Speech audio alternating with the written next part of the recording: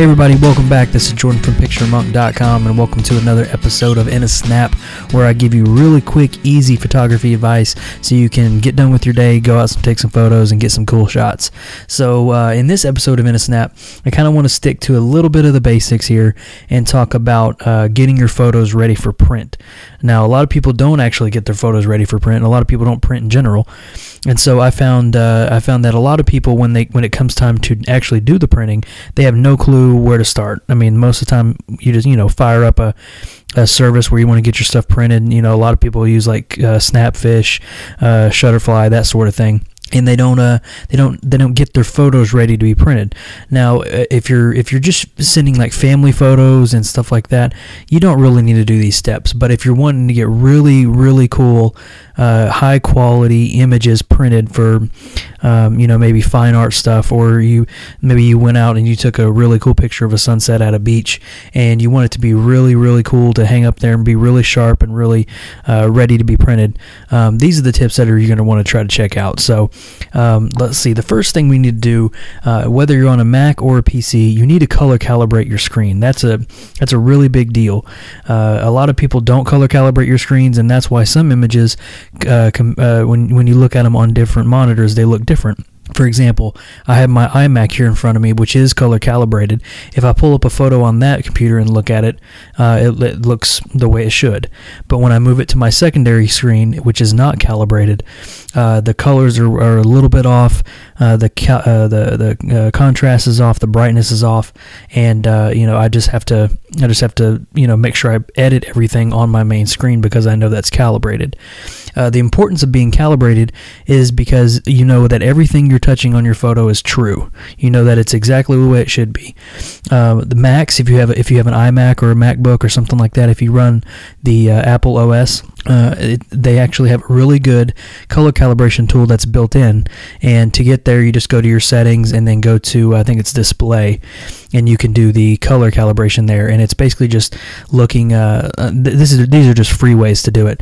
Looking at your screen and moving a meter around to color calibrate. It's really easy, really simple to walk through, and really quick. So, and I found that to be very true to what you would most likely do if you were to like pay for a device that would color calibrate your screen like a spider. But Windows also has a color calibration setting on there, so if you have a Windows computer, then you can go in there and do that and calibrate it that way. But it's really important that you do that whether you have a PC or a Mac to make sure that your images are good. Another thing that you should try to do is, depending on where you're going to get your high quality stuff printed, you need to make sure that that it matches the settings on your screen.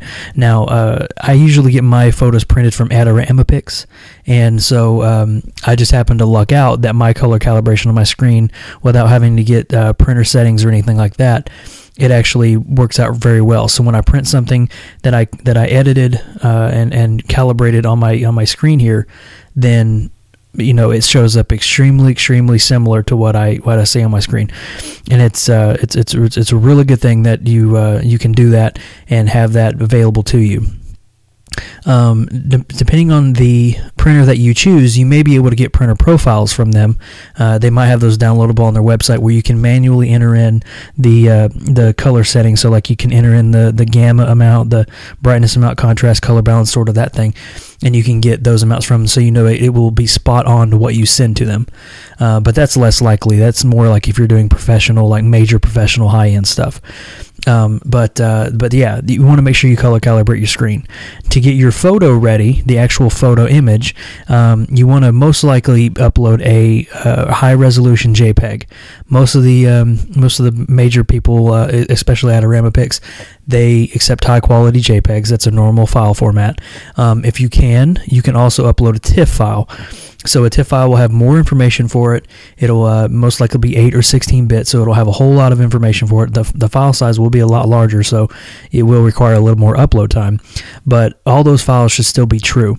And another thing is, you want to make sure that your DPI, your resolution of your image, is 300.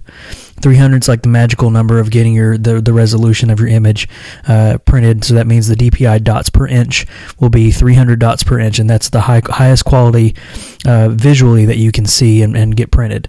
So that's a really important thing. You can actually change that setting in Lightroom when you export and just do 300 DPI, and you're good to go.